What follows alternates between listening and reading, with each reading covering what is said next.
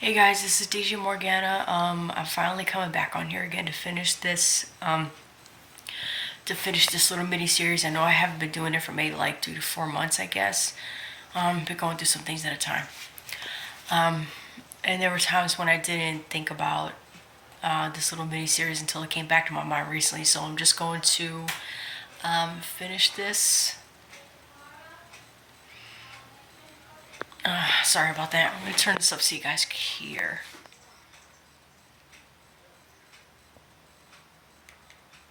Muslim invasion of the United States. This is Son of Freedom. Purpose of this briefing: to assess the extent and threat of the invasion of the United States by Islamic actors, to begin to devise a strategy to resist and counter the Islamic invasion. Preliminaries. As of 2015, there are 3,153 mosques in the United States, as you can see on this map. That number is actually somewhat out of date now. Why is this number of mosques?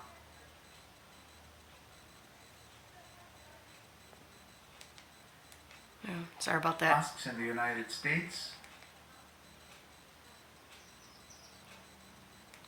As you can see on this map, that number is actually somewhat out of date now. Why is this number of mosques a threat? 3,153 mosques as of 2015 was up from about 2,100 in 2010. What is the problem here? Mosques are just Muslim churches, right? No, mosques are not mere Islamic churches. They are beachheads of Islamic civilization and eventually become garrisons, as we know from our experience in Europe. Islamic Doctrine of War 101, Cliff Notes version. Sacralization of lands. In Islamic doctrine, Allah is Lord over the earth, whether it is Islamic or not. The world is divided into two, the Dar al-Islam and the Dar al-Harb. The Dar al-Islam is the area that is controlled by Islam, and the Dar al-Harb is the region of war. The Dar al-Harb is in Jahiliyyah, or pre-Islamic ignorance, and in rebellion. Islam does not recognize non-Islamic governments. That means it does not recognize the U.S. Constitution. It is the duty of every Muslim on some level to participate in the transfer of all the earth from the Dar al-Harb to the Dar al-Islam. This means that it is the duty of every Muslim to work for the weakening and eventual overthrow of the Constitution and laws of the United States and replacement with the Sharia, Islamic law. I am talking about your country. In the Islamic worldview, men under non-Islamic governments are in bondage. That mere preaching is insufficient to free men from human governments. That is why jihad comes in. Doctrine of jihad. Islam is more an ideology than a religion. The religion is only a component of Islam. Islam is less interested in religious conversion than it is in sacralizing land. Classically, when a Muslim army approached a town, the inhabitants were given 2 or 3 choices. 1. Submit to Islam. 2. Become dhimmis, that is a subjugated population, and that was only available to people of the book. Or 3. The sword. Hijra, or migration, is a type of jihad. Originally, it was the mere migration by Muhammad and his companions from Mecca to Medina, but it evolved into a tactic of warfare. Quran 2.218 says that those who have emigrated for Allah's religion and have striven hard, meaning engaged in jihad, hope for Allah's mercy. So Muslims expect a reward from Allah from emigrating to infidel lands to take them for Allah. Jihad is on a continuum. It starts out with civilization jihad and then shades into kinetic jihad. When the Muslim has little power, he will outwardly be your friend. This is the doctrine of taqiyya. He will be ingratiating. He will court interfaith clerics, his useful idiots. Later, when he gains some power, he will demand accommodations, to revise textbooks to show Islam in a good light, demand prayer times during the workday, refuse to sell pork, tobacco, and porn, demand wudu stations at work, that's washing stations, demand Islam days at schools. Still later, he will get elected to office and implement. Well, at least praise God they don't put up with the drugs or tobacco and porn. That I like. Now, if everybody else want to go ahead and eat pork, then I'm not gonna knock you for that. It's just I don't want to eat pork. Plus, I want to convert to Judaism. But anyway, let's continue. Hate speech laws prohibiting criticism of his prophet. He will install Sharia courts, create Islamic beachheads, multiply mosques and Islamic studies departments. Finally, he will run down people with bobtail trucks, do bombing attacks, knife attacks, shootings, torching churches, desecrating churches, converting churches into mosques, annihilate the culture of the target, then overthrow the government and install Sharia law. An example of this is the Iranian Revolution of 1979. See some before and after pics of Iran. Now we are in a position to appreciate the Kedar Yerushalmi study. The Kedar Yerushalmi study provided strong evidence that mosques overwhelmingly contain calls for violent jihad. Here's the reference. 51% of mosques had texts on site rated as severely advocating violent jihad against the infidel, and 30% had texts on site rated as moderately advocating violent jihad against the infidel. Therefore, 81% had texts on site rated as advocating violent jihad against the infidel. 19% had no violent texts at all. In 84.5% of the mosques, the imam recommended studying texts which advocated violent jihad against the infidel. If a mosque exhibited markers of Sharia compliance, then the leaders were more likely to recommend texts which taught violent jihad against the infidel. And when they talk about Sharia compliance, what they're talking about is if there were markers in the mosque that indicated Sharia compliance, like, for example, when the man would wear his wristwatch on the right wrist instead of the left, or men and women were segregated, or the imam, or let's say the men wore, like in the style of a Muslim, they would wear an untrimmed beard, and either a very trimmed mustache or no mustache at all. If they wore a kufi, if they wore a robe instead of pants, instead of Western garb, these kinds of things. If they put henna in their beard, which is what Muhammad did, if they displayed these things, then there was more likely to be violent teaching against the infidel contained in that mosque. If a mosque displayed literature that advocated violent jihad toward the infidels, then the imam was more likely to invite guest speakers who also advocated violent jihad against the infidels. Obfuscating language. In Europe, there is a continual talk about radicalized mosques and radicalized Muslims. This communicates the false notion that violence is an aberration in Islam, the religion of peace. In fact, Islam itself doctrinally teaches violence. Jihad is an eternal command in Islam. Islam is always on the march. Muslims who are obedient to their text will engage in civilization jihad until they can engage in kinetic jihad. If they are clever, their takeover of a country can be done with a minimum of physical violence. We are witnessing at present the takeover by civilization jihad of Sweden, United Kingdom, Germany, Netherlands, and France. At present, there are about 1,000 Islamic beachheads, also known as no-go zones, in Europe. These are enclaves in which it is unsafe for Westerners and even police to enter. They represent territory that has been captured by Islam or on European soil. Title 18, United States Code, Section 2381, treason. Whoever owing allegiance to the United States levies war against them or adheres to their enemies, giving them aid and comfort within the United States or elsewhere, is guilty of treason and shall suffer death, or shall be imprisoned not less than 5 years and fined under this title, but not less than $10,000, and shall be incapable of holding any office under the United States. Title 18 U.S.C. 2384, seditious conspiracy.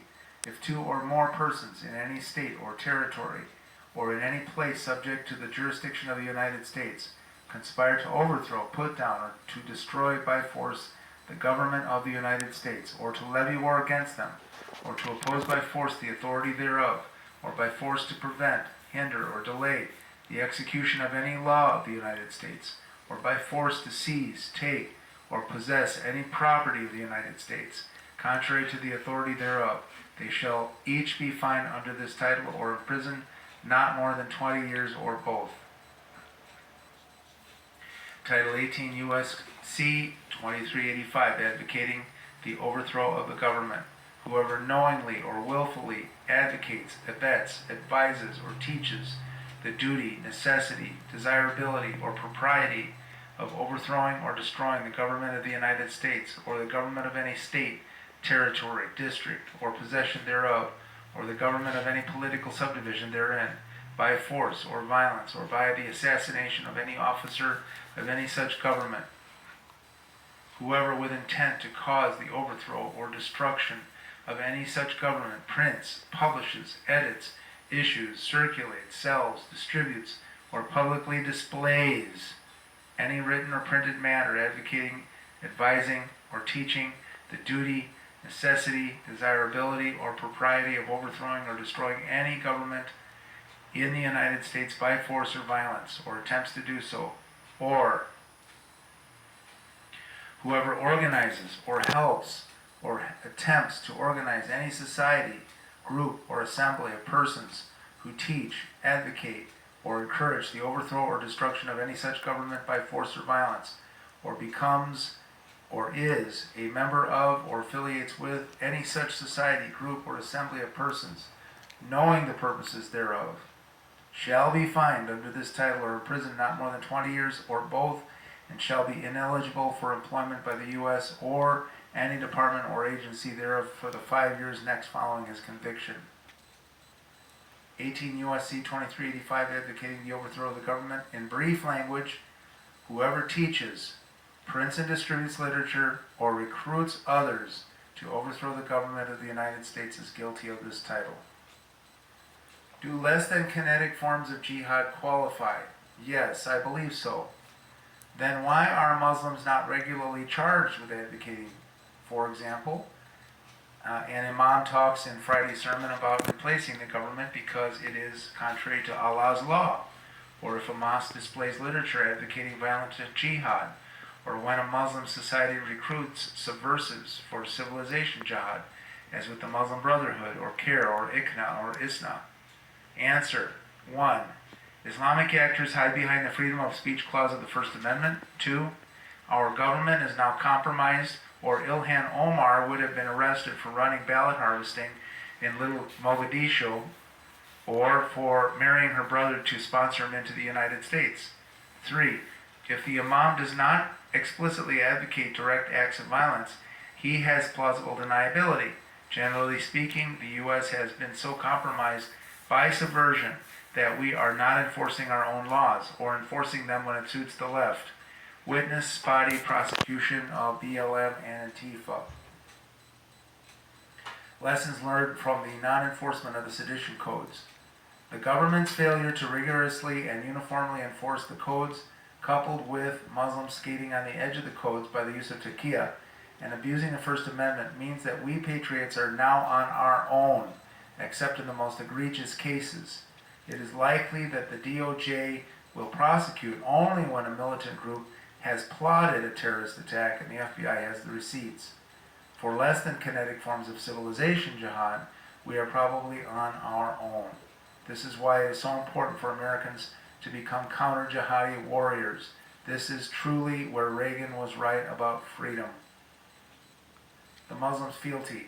Every Muslim has only one fealty: to Allah, the Apostle of Allah, to the Quran, and to the worldwide Islamic Ummah or community.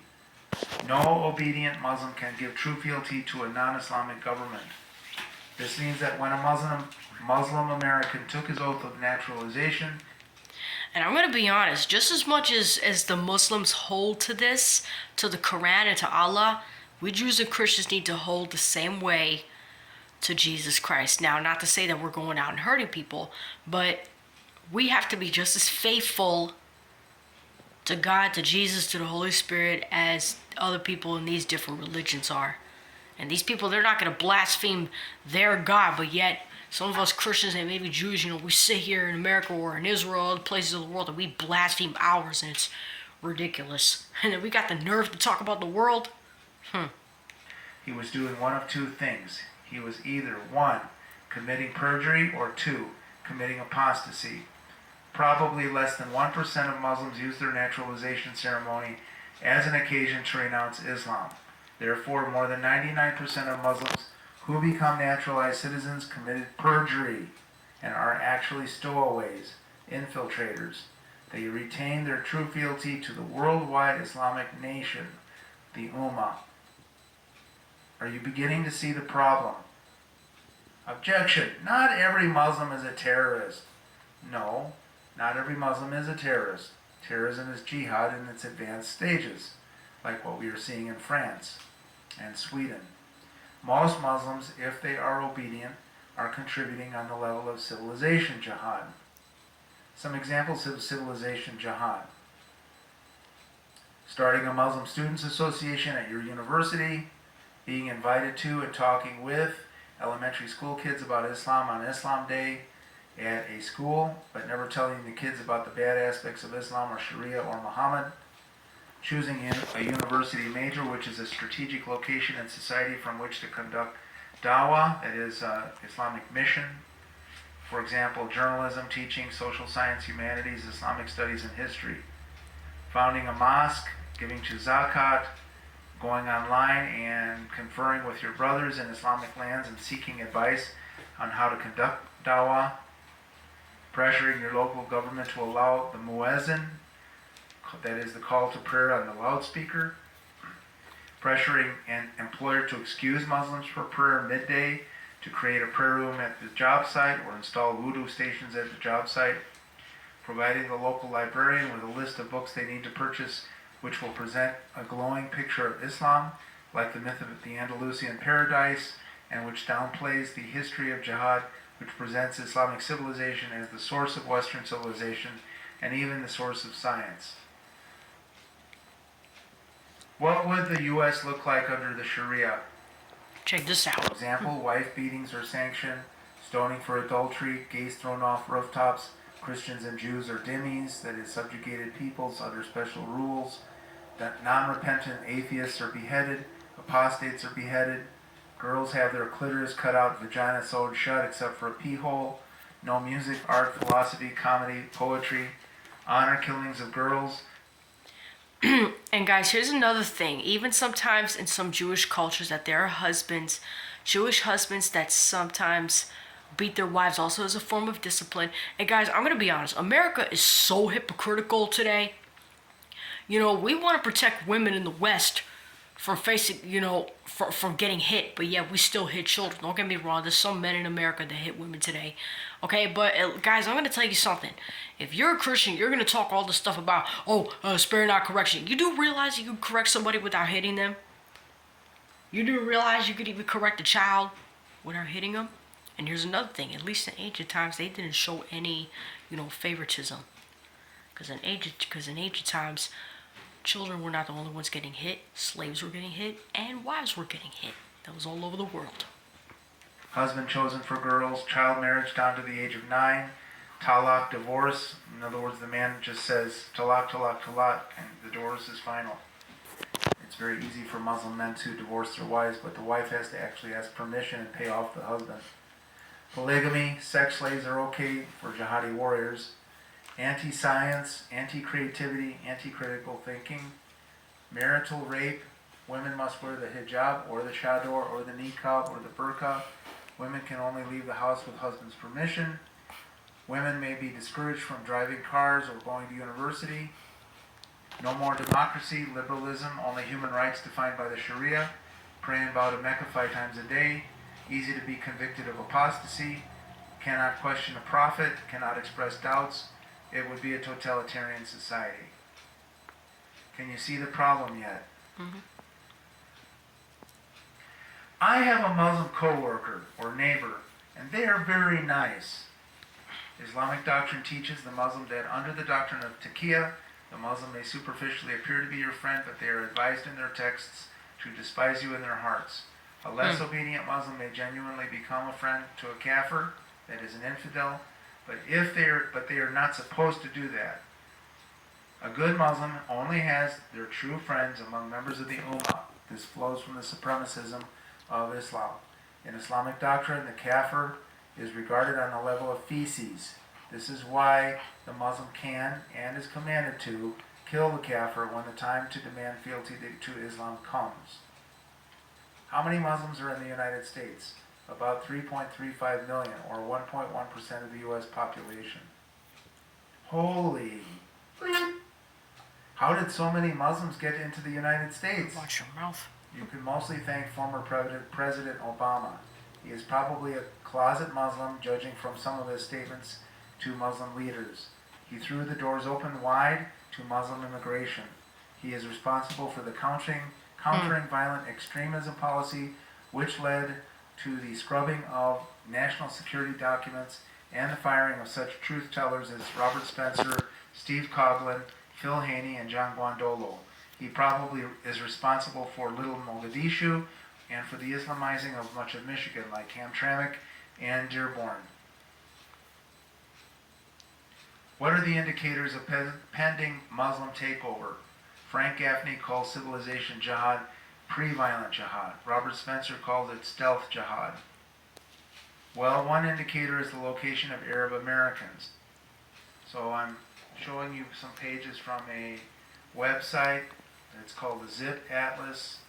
And these are cities with the highest percentage of Arabs in the United States. Okay, so the highest one is Dearborn, Michigan. The population is 97,791 with 26.55% Arab. And then we go down, and I'm highlighting these cities which have substantial populations, and those that compared to the percentage of Arabs gives a substantial number of Arabs. But we still don't know what percentage of Arabs are Muslim. We've got to keep that in the back of our mind. So let me just page down and show you some of these cities. See if some of these cities look familiar to you.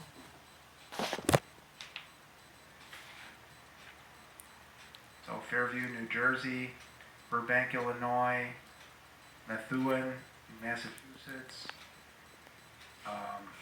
West Roxbury, Massachusetts, Dedham, Massachusetts, Bayonne, New Jersey, etc., etc., etc. Falls Church, Virginia. Okay, quite a few.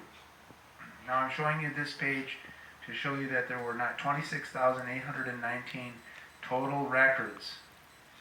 Okay, that's 26,819 cities in which the percentage of Arabs were tabulated. Now I'm showing you this page because I want to show you the place that's colored in magenta and is circled, and that represents 771 cities that have 1 or more percent Muslim, not Muslim, but Arab, okay? So 771 cities in the United States have 1% or more of Arabs. But this is not a direct indicator of Muslims. It is a proportion. If the data are accurate, only 24% of Arabs are Muslims in the U.S. This number seems low to me, and it needs corroboration from multiple sources, I think. Okay, but not all Arabs are Muslims, and not all Muslims are Arabs. All right, good point.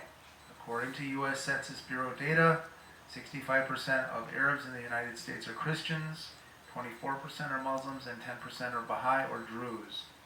I am cynical about these numbers, and I must cross-check them. According to the Arab American Institute, there are 3.5 million Arab Americans, and Census Bureau data is lower than this, so the Arab American Institute might be inflating a little bit. If the above distribution of Arabs is accurate, it would mean that 3.5 million times 0.24 equals 840,000 Arabs are Muslims in the United States. Alright, so keep that number in mind. If there are 3.35 million Muslims in the United States, then that would mean that there are 3.35 million minus 0.84 million, or 2.51 million Muslims in the U.S. who are non-Arab. Now again, that number seems low to me. I'm not I'm not really comfortable with that number. I think that number 2.51 should be lower, and the number of Arab Muslims should be higher, but I have to do some additional research on that question. But those are the numbers that were given to me. Okay, so if we have that number 2.51 million Muslims who are non-Arab, then that would mean that they are sub-Saharan or Central or East Asian. Okay, that's where they have to come from if they are Muslim, most likely. Okay, so again, this distribution of the ethnicity of Muslims needs a check. This is interesting because in the Middle East, the percentage of Arabs who are Christians is 5%, and Muslim are 85%, and 10% others. So compare that to the second bullet, where according to U.S. Census data, 65% of Arabs in the United States are Christians. So how do we make sense of that? Well, this suggests that Arabs who have chosen to live